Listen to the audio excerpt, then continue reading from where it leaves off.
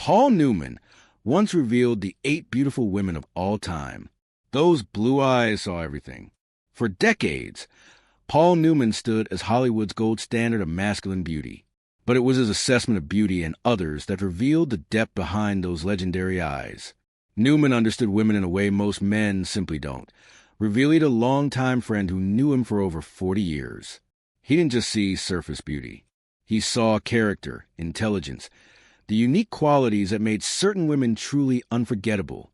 In his later years, after decades of marriage to Joanne Woodward and a career that placed him alongside the most stunning women in film history, Newman occasionally shared private insights about beauty that went far beyond typical Hollywood assessments. Paul was known for his famous quote about fidelity. "Why go out for hamburger when you have steak-a-thon?" Explained a director who worked with Newman on multiple films. But that didn't mean he was blind to beauty around him. He just appreciated it differently than most men in Hollywood. Tonight, we reveal Paul Newman's personal list of the 8 most beautiful women of all time. Not just their stunning physical attributes, but the unique qualities that this legendary actor observed in each that elevated him from merely attractive to genuinely unforgettable. Joanne Woodward, the beauty that kept him home. Newman's assessment of the most beautiful women in the world always began and ended with the same name, Joanne Woodward, his wife of 50 years. While Hollywood marriages typically dissolve faster than film and developing solution, Newman and Woodward's relationship stood as a rare exception in an industry built on transient connections. His number one always confirmed a family friend who knew the couple for decades. Paul would talk about other beautiful women in that abstract way artists discuss aesthetics, but when he spoke about Joanne, something in his voice changed. It became more intimate, more reverent. Newman famously explained his lifelong fidelity with the now legendary quip, "Why go out for a hamburger when you have steak at home?" But those close-toed couple understood that this shorthand explanation barely scratched the surface of what Newman saw in Woodward. Her beauty wasn't loud. It was permanent. Newman once told a journalist during a rare moment of personal candor, "Joanne had this quality that revealed itself gradually. The first time you met her, you'd think, yes, she's very attractive. The 10th time, you'd realize you were in the presence of someone extraordinary."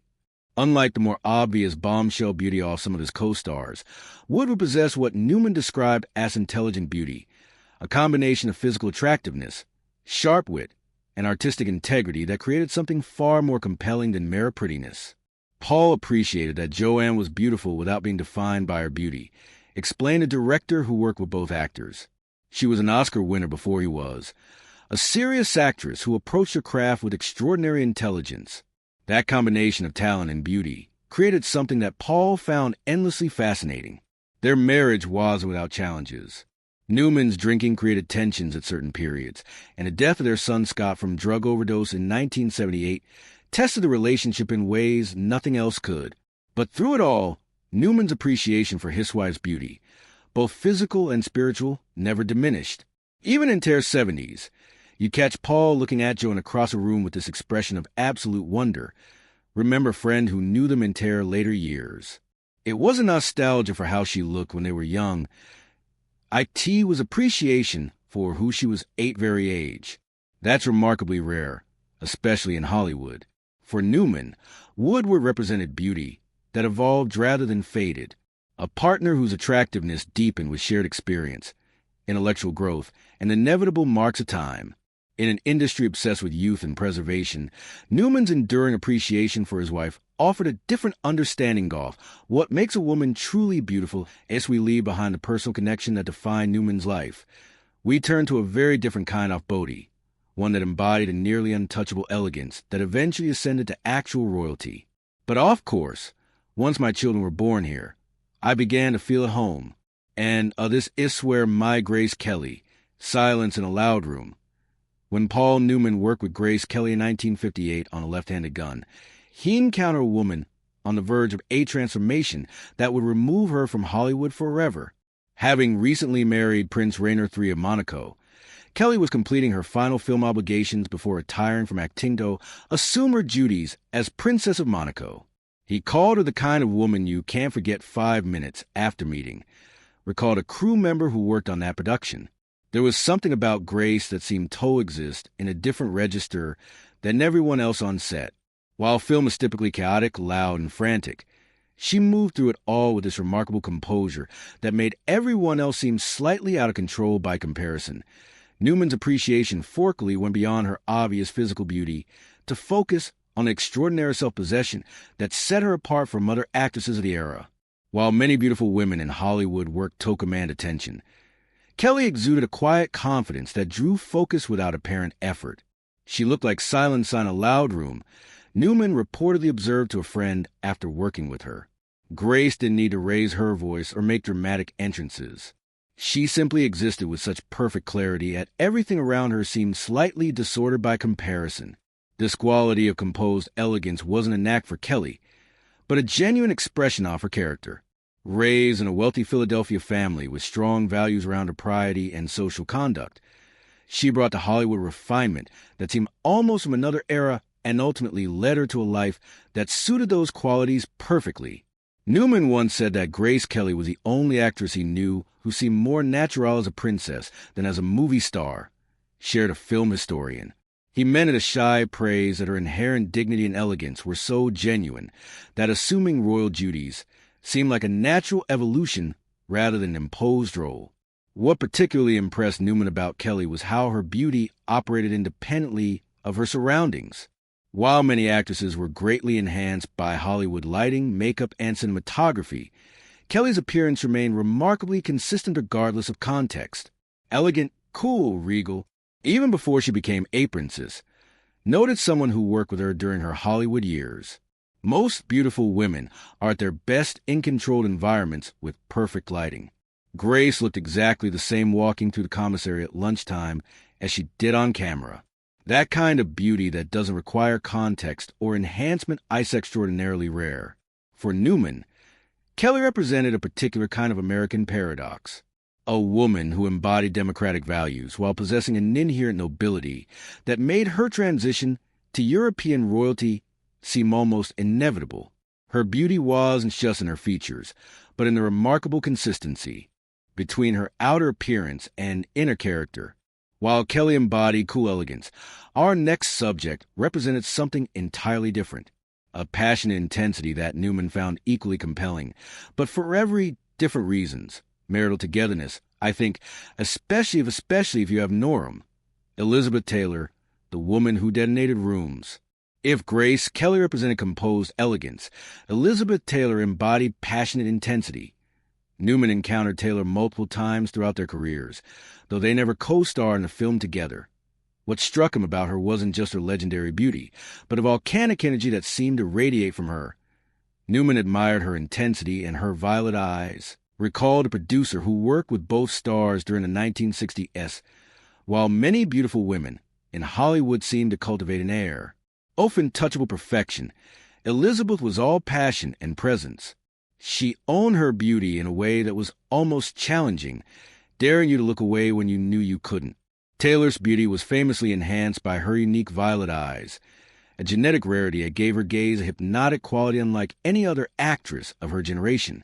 But Newman recognized that her appeal went far beyond this distinctive feature to encompass her entire approach to life, one marked by emotional intensity, courage in the face-off health challenges, and an unapologetic approach to her own desires. She didn't enter the room, she detonated it. Newman reportedly commented after attending an industry event where Taylor was present, "There are beautiful women who want to be admired from a distance. Elizabeth wanted the experience of close to make everyone in her vicinity feel something, whether that was attraction, intimidation, or envy." This quality made Taylor a uniquely powerful presence in Hollywood, where many beautiful women of her era were carefully managed by studios to maintain an image of pristine perfection. Taylor lived openly with all her complications and contradictions on full display. Her multiple marriages, health struggles, weight fluctuations, and passionate causes, all part of a life lived without filters. Call her volcanic, beautiful in a way that burned, remembered a mutual friend. Paul had tremendous respect for how Elizabeth never hid the challenging parts of her life. While other stars of their generation went to great lengths to conceal problems or vulnerabilities, she faced everything publicly with remarkable courage. He found that authenticity extremely beautiful Taylor's willingness to age publicly rather than disappearing from view when she no longer matched Hollywood's styleful ideal particularly impressed Newman. In an industry that often discarded women once they passed ascertained age, Taylor continued to command attention and respect through every phase of her life. Newman once said Elizabeth was the only star he knew who seemed to actually enjoy growing older, shared a director who worked with both actors. She didn't fight age with desperation like so many in Hollywood. She simply incorporated each life phase into her evolving identity. That kind of self-acceptance struck Paul as a particularly beautiful quality in an industry built on illusion and preservation. For Newman, Taylor represented beauty with courage behind it, a woman whose physical attributes were extraordinary, but whose willingness to live authentically made her truly memorable. In an era when most beautiful women were carefully controlled products of the studio system, Taylor's refusal to be managed made her something far more fascinating. From Taylor's American intensity, wet her in international glamour, the Italian actress whose combination of farty sensuality and sophisticated intelligence created a beauty that transcended boundaries. My autobiography, and this was it to go on the air about Sophia Loren, the woman who made men irrelevant. Newman worked with Sophia Loren in 1967's Lady L, experiencing firsthand the extraordinary presence of the Italian actress who had conquered Hollywood without ever fully becoming part of it.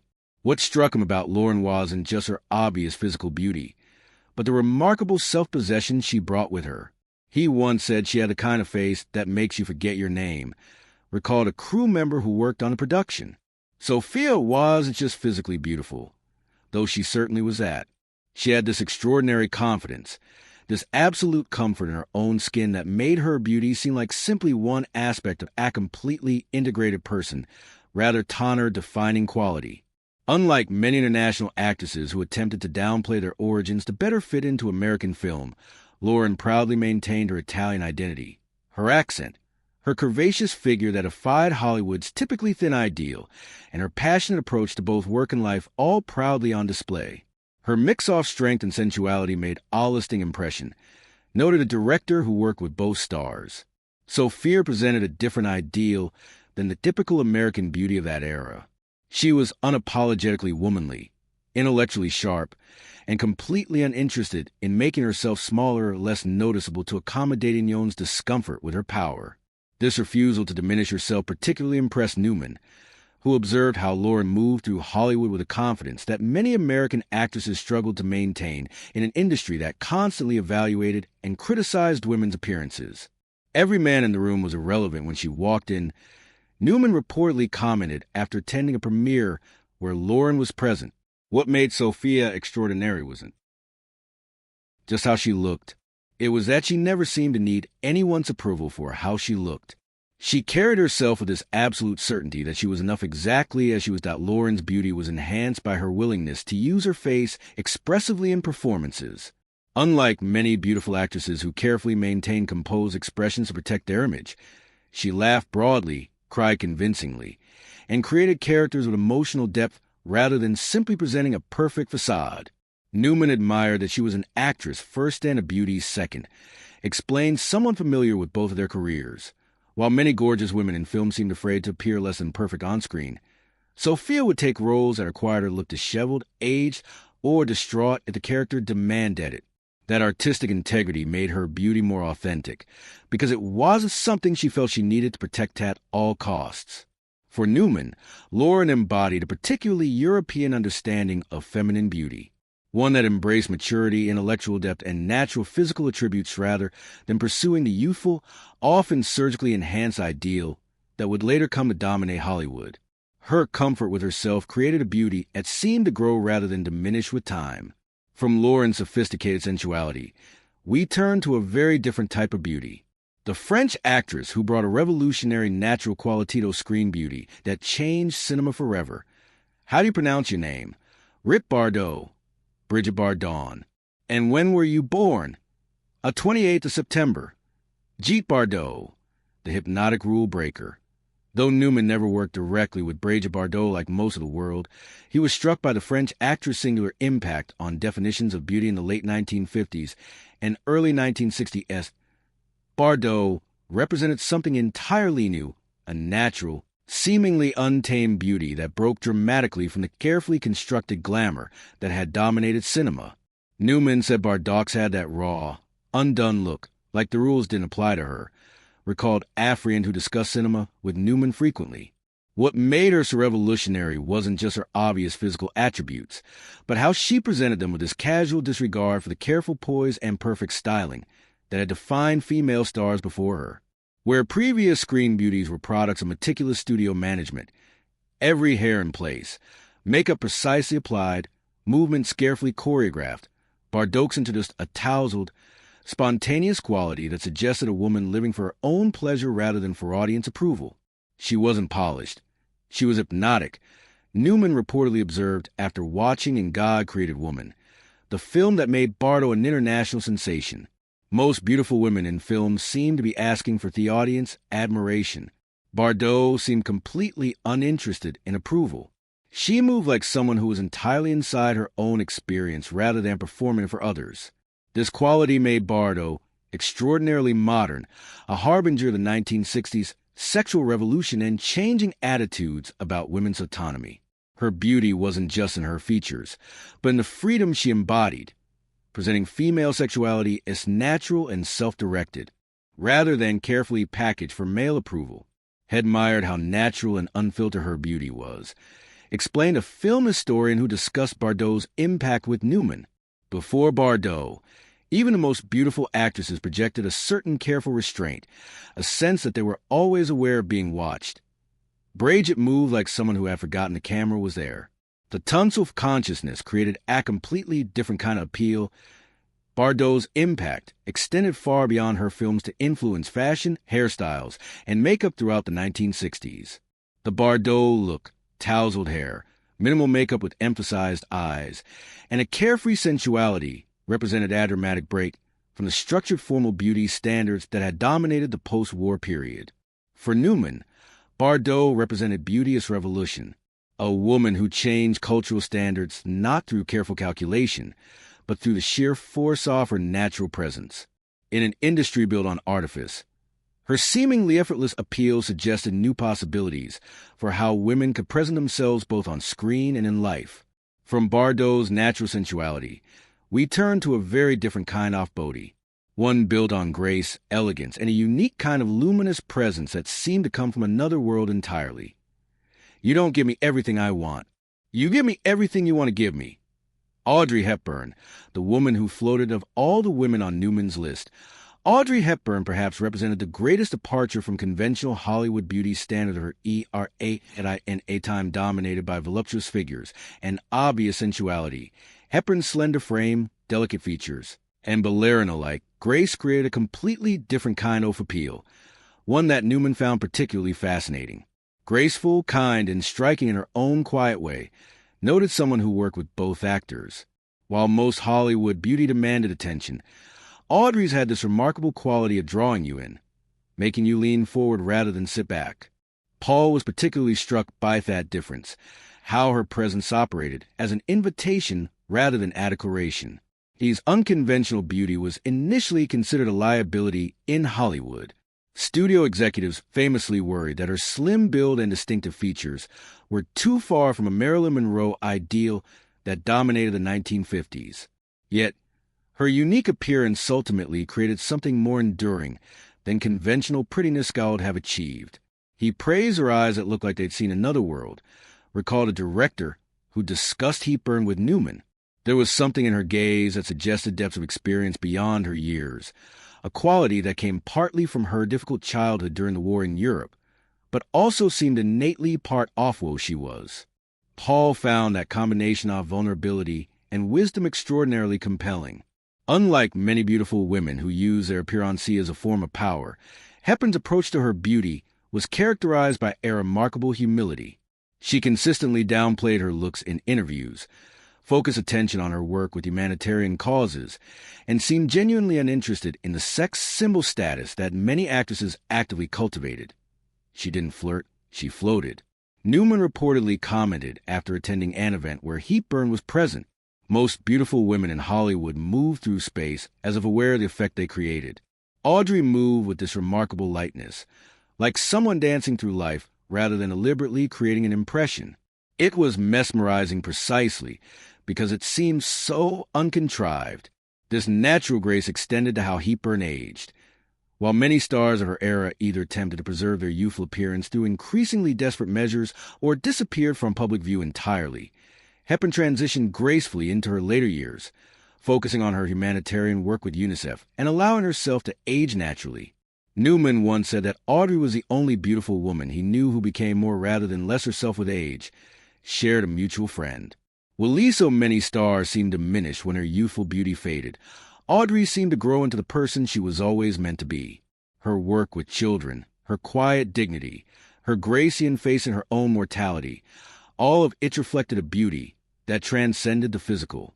For Newman, Hepburn represented beauty as character made visible, the external manifestation of internal qualities that gave her physical attributes a meaning beyond mere aesthetics. Her unique appeal can be reduced to measurements or features, but emerged from the complete integration of her appearance with her authentic self. From Hepburn's ethereal grace, we turn to a very different kind of beauty, one built on strength, confidence, and a uniquely American brand of sophisticated cool. The first one, of course, gave me a life that obviously is the most special of all, Lauren Beale, the most dangerous woman in a cocktail dress. Newman encountered Lauren Beale multiple times throughout their careers, though they never co-starred together. What struck him about Beale wasn't just her obvious beauty, but the remarkable self-possession she projected from her very first film, a confidence so pronounced that it transformed her from merely attractive to genuinely formidable. That voice, those eyes, Newman once said, she could unnerve you with one glance. Remember the producer who knew both stars. Lauren had this extraordinary quality of seeming completely in command of herself and her surroundings from the moment she appeared on screen. While most young actresses projected a certain malleability or eagerness to please Beale, even at 19 in her first film with Bogart projected absolute certainty. This confidence was partly cultivated. Director Howard Hawks famously coached the nervous young actress to lower her voice and limit her movements to create her signature cool persona. But what began as technique quickly became integrated into Beale's authentic presence, creating a woman who moved through Hollywood with remarkable assurance. Called her the most dangerous woman in a cocktail dress, noted someone who observed their interaction at industry events. Paul meant it as high praise that Lauren had this remarkable ability to enter a room and immediately establish herself as a force to be reckoned with. She didn't use typical feminine WS or obvious sexuality. Her power came from her intelligence, wit, and absolutely unshakable sense of self that Beale's beauty operated differently from many of her contemporaries.